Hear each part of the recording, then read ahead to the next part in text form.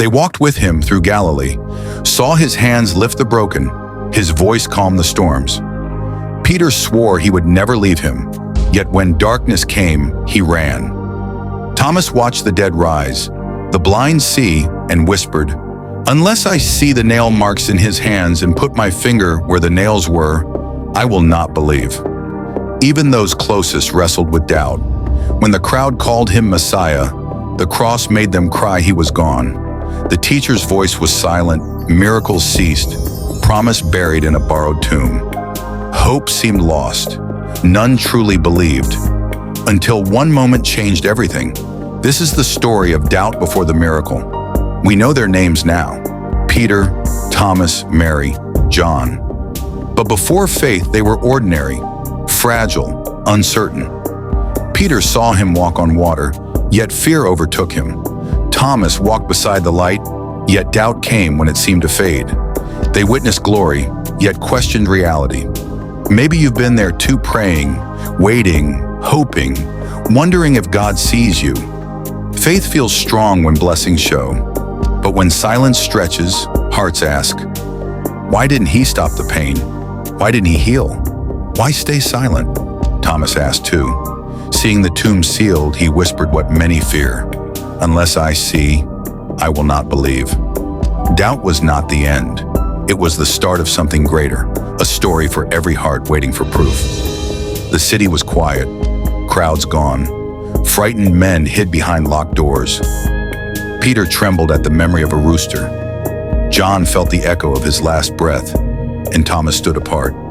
He couldn't understand how the man who opened blind eyes now lay in a tomb. Belief without answers felt empty. They said angels were there. The stone rolled away, his body gone. But Thomas wanted proof. "Unless I see the marks in his hands, I will not believe." He spoke for every heart questioning silence.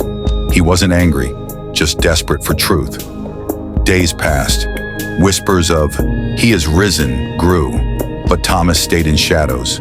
Disbelief felt safer than hope, yet the same hands he doubted were reaching for him. Evening came, doors locked, fear lingered. Then, he was there. No thunder, no flash, just peace. "Peace be with you." Peter froze. John wept, and Thomas saw the impossible. Jesus turned to him. "Put your finger here. See my hands. Reach out your hand and place it in my side. Stop doubting and believe, not a rebuke, but an invitation." The wounds Thomas demanded became proof of mercy. His trembling hand reached out. Doubt turned to worship. "My Lord and my God." No argument, just presence. The proof was love behind the scars. Jesus said, "Because you have seen me, you have believed. Blessed are those who have not seen and yet believe." Faith was reborn, trusting without answers. One moment, one voice, everything changed. Faith is a choice to believe even when sight offers nothing. Thomas's doubt was humanity. Jesus met honesty, not arrogance. Faith begins where fear ends. Scars weren't defeat, but love. Every wound told a story. Belief costs something. Faith walks forward when paths make no sense. The same Jesus who showed scars to Thomas still shows grace today. Faith doesn't remove storms, it changes the sailor. Real faith is that Jesus comes close enough to be seen. We're not so different from Thomas. Questions in the dark, whispers into silence, hope held by a thread. Jesus meets us in the middle, in brokenness, in waiting, in nights faith feels impossible. Faith is permission to question, to fall, to feel weak, yet still be met with love. Remember, Thomas, Jesus didn't reject his doubt. He redeemed it. Faith walks with fear.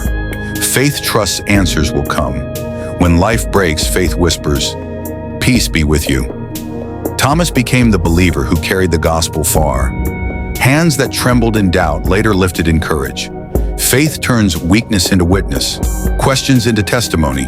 Faith begins in valleys, not mountaintops. Doubt-filled valleys can echo with belief. Maybe you've waited for a sign. Perhaps the sign is already here. Breath in your lungs, sunrise returning, grace calling your name. Faith isn't never doubting. It's choosing to believe again today. my Lord, and my God. If Jesus could walk through walls to reach Thomas, he can reach you through fear, failure, silence, and sin. No wall is too thick for grace. This isn't just Thomas's story, it's yours, it's mine. A love that meets us in doubt and turns it into devotion. He didn't believe until one moment changed everything. Maybe this is your moment too. Blessed are those who have not seen and yet believe.